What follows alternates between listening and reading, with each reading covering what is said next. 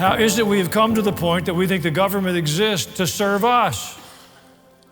No organization will flourish as long as the people who benefit from that organization imagine it exists to serve them. The church will not survive that imagination. Neither will our nation. It was John Kennedy, whether you like his politics or not, that said, let's not ask what our nation can do for us, but what we can do for our nation. We have come a long way from that seemingly antiquated statement, but it would help us to move back towards it again. Our founding fathers, if you were never taught, were willing to take a stand. Only about 25% of the colonists were in favor of the American Revolution, maybe a third. Another third were standing firmly with Britain, and then there was that fuzzy third in the middle. So those that took the stand knew if it didn't go their way, they would lose everything, many of them their lives. They were willing to be on record publicly for what they felt was important. And 200 and almost 50 years later, I respect their courage and their willingness to risk everything to gain liberty. They were not perfect. And if you've been around academia at all in the recent decades, you know it's been fashionable for quite some time now to search for the flaws of the founders of our nation, to highlight their weaknesses and to suggest that they were men with no faith, only tremendous greed.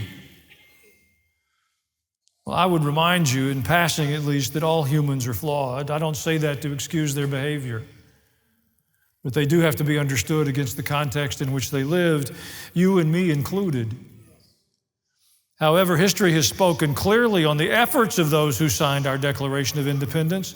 This nation, dedicated to the proposition that all men are created, endowed by their Creator with certain unalienable rights, has endured now for almost 250 years. America is the oldest constitutional republic on earth. And we have recently celebrated another birthday. Americans will hoist their flags and march in parades and set off fireworks. I hope we get to do it again next year. It's thrilling to me every time I hear the cannons blast,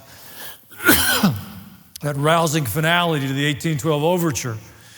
If you don't get a lump in your throat when you sing America, God shed His grace on thee, I don't think you're paying attention. I'm very appreciative of the men and women who have stepped forward through the decades and made great sacrifices so that our freedom and liberty might be extended. It has not come cheaply or for free. We live in an age where we're told that faith is a private matter. It's not uncommon at all these days to hear someone who lives in the public square say, I have a personal faith, but I don't want it to influence my public responsibilities. Then get out of the public square, in my opinion.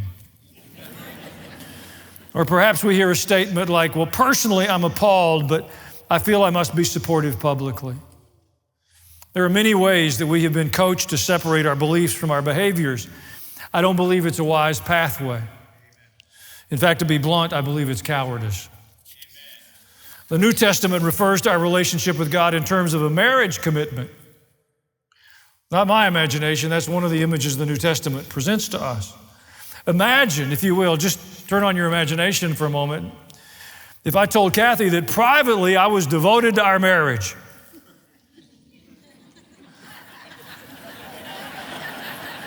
Do not get ahead of me.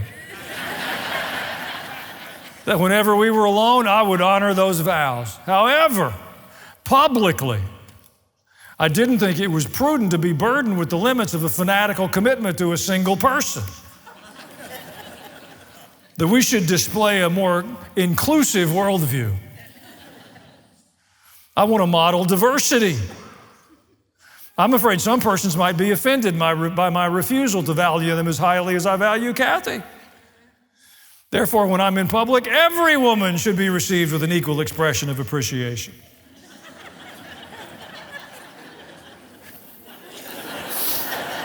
Y'all should pray for me, because just saying that in public puts my future in jeopardy.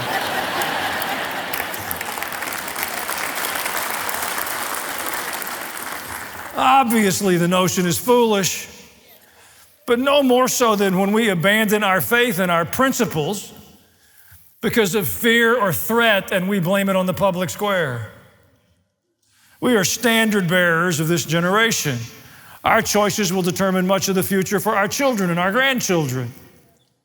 I believe many of you are men and women of character. You have hearts filled with courage and are committed to such things as honor, duty, and faith in a living God. To borrow Robert Bork's phrase from a few years ago, I will not willingly slouch towards Gomorrah. We've got to have the courage to stand up on the values and principles we believe in, whether they're celebrated or applauded or not. Hebrews 11, chapter 32. If you don't remember, Hebrews 11 is this hall of fame of men and women of faith.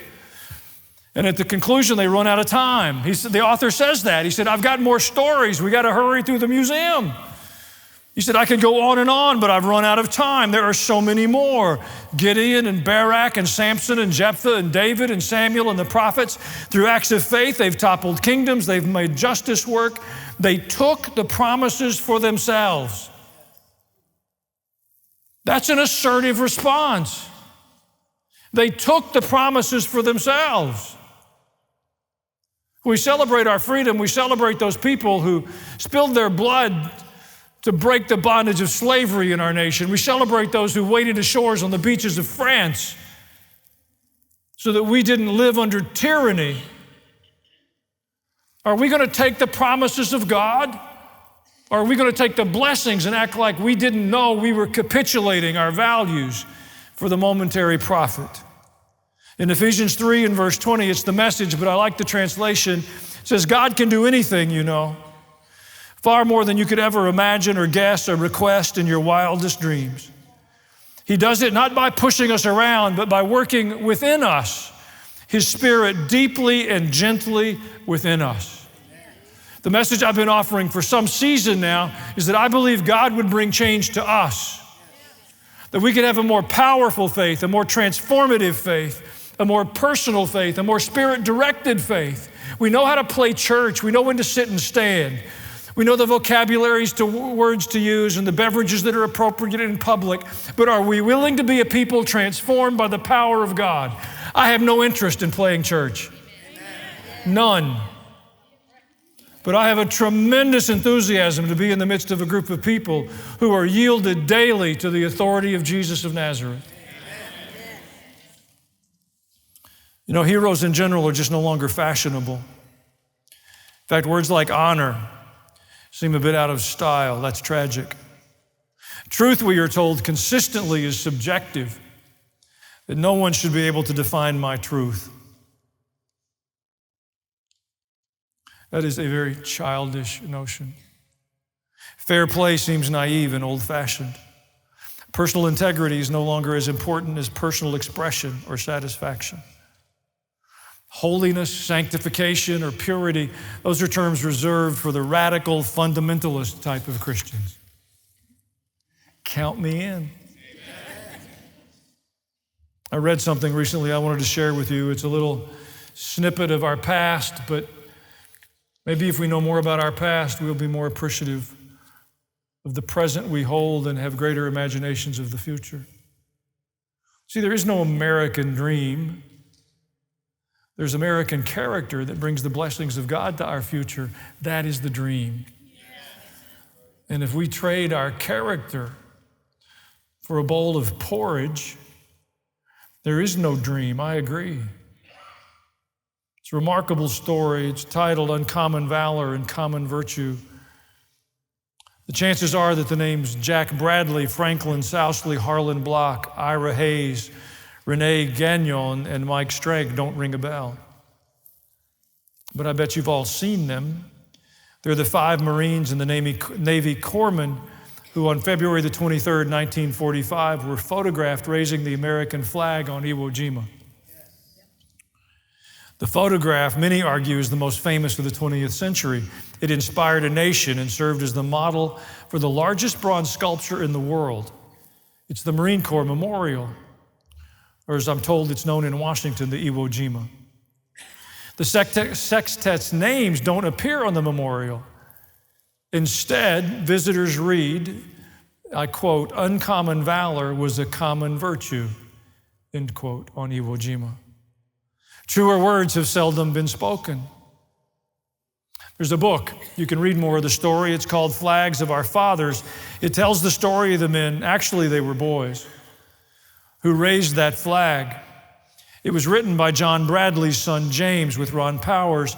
Growing up in Appleton, Wisconsin, as his father did, Bradley knew that his dad was one of the men in the photo, but he knew little more.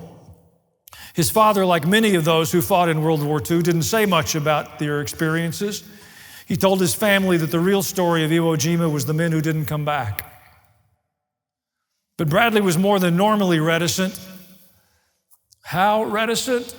Well, it was at his funeral in January of '94 that his wife and children first learned that he'd been awarded the Navy Cross for what happened after the flag raising at Iwo Jima.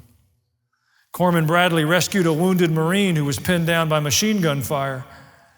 He first dodged what could literally be called a murderous fusillade. Then he shielded the wounded man with his own body and pulled him to safety through another brutal attack. And for those actions, he was awarded the nation's second highest decoration for valor. Yet he never told his family. The contrast between the man he knew growing up and the war hero led Bradley to find out everything he could, not only about the 6 men who raised the flag, but also about the men who took Iwo Jima. Bradley was intrigued by the idea that uncommon valor was a common virtue among a group of American boys. Boys not by their accomplishments or their courage, but boys by account of their years. Why these young men? What produced that valor? Well, after speaking to survivors and examining the archives, he came to the conclusion that he'd been looking at the question the wrong way. He had focused on the uncommon valor. But he said he realized that the answer to his question lay on the common virtue side of the equation. These men weren't intrinsically braver than the previous or subsequent generations. What produced their actions was their common decency. As the book puts it, football, religious faith, and strong mothers ran through all 6 of their lives. Nearly all of them had helped raise their younger siblings, with the attendant sense of responsibility that produces. In other words, they were already at the age of 18 men of character, with a devotion to duty and loyalty to their friends. It's as simple to that. That leaves an obvious, albeit somewhat uncomfortable question. Can today's America produce the kind of uncommon valor on display at Iwo Jima? The reality is you don't know until it's called for. But it's a question worth considering. It's a question worth asking ourselves, are we doing our part to help see that that kind of a generation is emerging? Thank you for watching this video. If you enjoyed it, subscribe to the channel. You know the drill. Hit the bell for notifications. If you want to, leave a comment.